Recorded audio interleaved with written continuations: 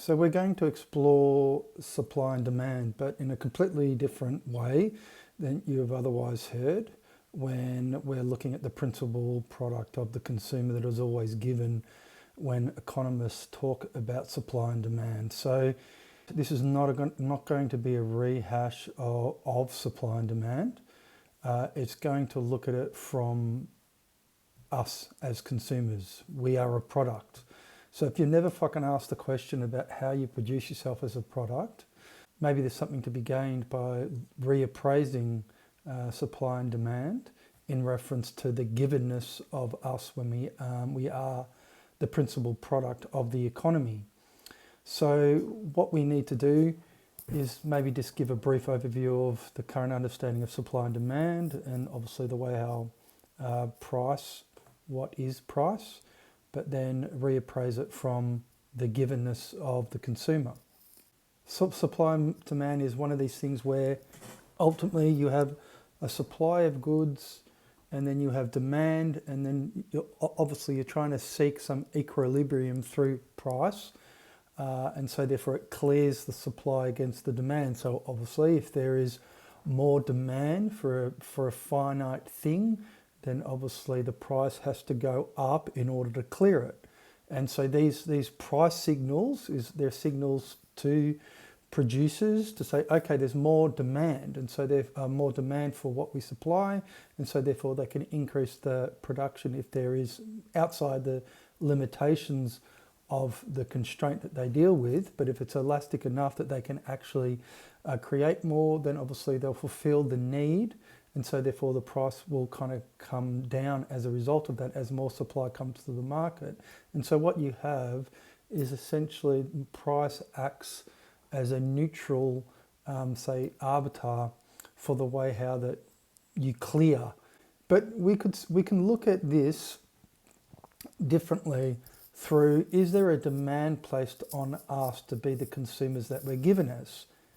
Now, once again, this will then throw out, will put into relief the neutrality of the demand and supply in reference to price, and ultimately what it clears. Because current understanding is that it clears, obviously, it clears demand. Through that interaction of demand and supply, there is information that is exchanged, and so therefore you're clearing the market, as it were, through the information that we can say that is exchanged through the interaction of innumerable participants. But beyond that, there is a demand that we be the consumers that we're given as, that is externalized when demand and supplies is always in reference to goods and services, and not the principal good that you are when you're given as a consumer. How can we say that there's through the pricing mechanism that there is a demand placed on us to be the consumers that we're given as? So this relates to the question that is completely jettisoned when economics looks at demand and supply. So, and what would that be? Well, that would be the production process of the consumer, because if we are given as consumers and nobody ever asks the question as to how that occurs, well, then what can be ventured when you're exploring the pricing mechanism and our production as a consumer? What occurs there? Okay, because if there is a demand that's placed upon us, obviously, to be the consumers that we're given as, and we will say, well, that doesn't make sense. Well, you have to have fucking money, obviously, do you not? So if you have to have money in order for you to be in the market, for your demand to be actualized, obviously, of course you do. You go, yes, that makes perfect sense. But to have money means to say that you're on a buyer's journey, and you say, well, obviously I'm buying in the market, so yes, of course I am. But you're only buying a good and service, or good or a service. But as far as the producer goes, you're only as good as the demand that you can wield. And you go, yes, of course I am.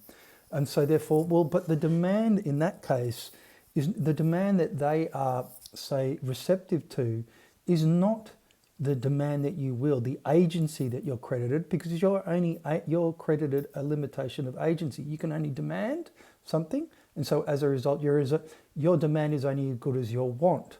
So through the demand and supply, we externalize agency. We don't feel that the market of goods and services is predicated upon something that we absence. All right, so how can we say that? And then that relates back to the question that I posed about, is there a demand that's placed on us to be the consumers that we're given as? So once again, then we come back to, okay, how do I produce myself as the consumer that I'm given as? Once again, it's completely jettisoned this question. So if then you're asking the question of, well, what is the means of our production? All right, and then you think, okay, well, if I'm orientated towards my time to go to a market to buy something, I have to have time to do so. I'm economizing my time independent of demand and supply. We would have to say, you have to say yes. So therefore, if I'm economizing it, any interaction that I have where demand and supply is a given, there is an exchange that occurs that is always transcendent to that interaction, because I'm always economizing my time independent to that interaction. And you'd have to say, yes, there is. So the principal trade is not the one that we're engaged in when there's demand and supply, all right? Because in that case, it's to do with time, because my time is valuable, but then we don't question the nature of time when it's given as a value. It's always in reference to what is transcendent to the interaction, and ultimately what is my time valuable in reference to when we're given as consumers, and we're given as a product of our economization. So if we don't question that, then ultimately that demand, there's the demand that producers are, say, receptive to, well, that's reduced. That is a subordinate demand, but there's one that's always placed upon me. Now, the demand is that I accept my time as a value. Now, we won't recognize that is a demand, and it's not even a demand, it's actually a command that's placed upon us to produce the consumers that we're given as, in order to legitimize supply and demand makes sense outside that command. How can we say that? All right, so in order for a business to be receptive to your demand, they're sold on the customer that you are. The consumer that you are prior is completely irrelevant in reference to what they are orientated towards. So the consumer acts as like a product that has been produced that nobody has any idea about how it occurs, because they have a customer first orientation, because they're sold on the consumer first. So a producer is sold on the consumer, all right, to discount the person through the production process when we're given as such. You are sold on the consumer that you are in order for you to be in the market in the first place, the market for goods and services. But you, being a consumer, never stop to think about the way how you produce yourself, and whether or not the time that you accept as a value or as an economic good is an economic good that's used to produce a form of life to sanction the way how things are given, so demand and supply, and the way how they're given. So if that's the case, do you have a choice on the way how time's given as an economic good? Now, if you don't have a fucking choice on it because you're orientated towards the marginality of your time, so that's the means, end, labour, leisure, that's the principal trade that always underwrites demand and supply. That is the actuary self, which talks about if you're orientated towards a market, so for a good and a service, you externalize risk because, through existential arbitrage, life's given as a risk-free proposition because you externalize creativity, all right? Because you, as an agent, economic agent, all right, you're only credited demand. That's what a producer is receptive to. That's the information. They don't care about any. They externalize as well. You've got to think, they don't give a fucking shit about you as a person. They only care about the way how they can monetize your want, so therefore they can clear their production. But that just means to say that if you're only accredited the agency of want, the market, our whole way of life is just to engender demand. Okay, so that's the way how then marketing and branding is utilized in order to generate the rationale for our production.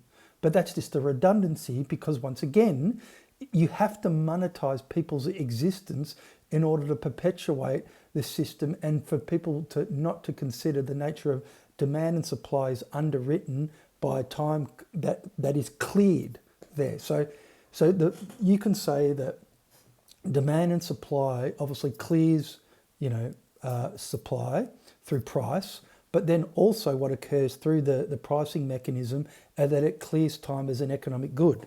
How can we say that? Well, if that's the means of your production and you're the consumer self, you're the consumer, you're the form of life, the consumer as a way of life, it is cleared through the pricing mechanism, and it persists because life's a buyer's journey. If you're orientated towards the marginality of your time, and time's given as an economic good, and there's no choice on the way how your time's given to it because you never question your production process, it's given as a way that is transcendent, and you clear that form of life and you clear that way of life. So because you discount basically the agency that nobody credits each other with because we've outsourced it.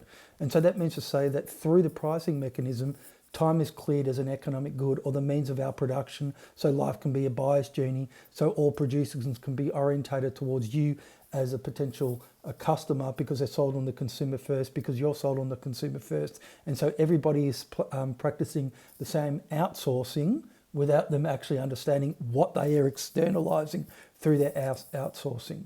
And so in that way, existential arbitrage, which I talk about, and the actuary that you become when you feel that life is a risk-free proposition and you don't understand that the uncertainty that you're essentially addressing through provisioning, means to say that you externalize a risk because you don't take responsibility for the way how the world works, right? Because you're the principal product, and the only thing that you're going to be doing is handing down to your descendants a buyer's journey set for life, and you wonder why the world is becoming eviscerated through life being given as a buyer's journey, because the question of culture is completely jettisoned through the orientation. If you think that all life is commercial, and whether or not you can actually be orientated towards life outside the totalizing claim. Once again, if you're using a credit you are not the originator of, and your bond that you share with people is at times given as an economic good or given as a means of your production,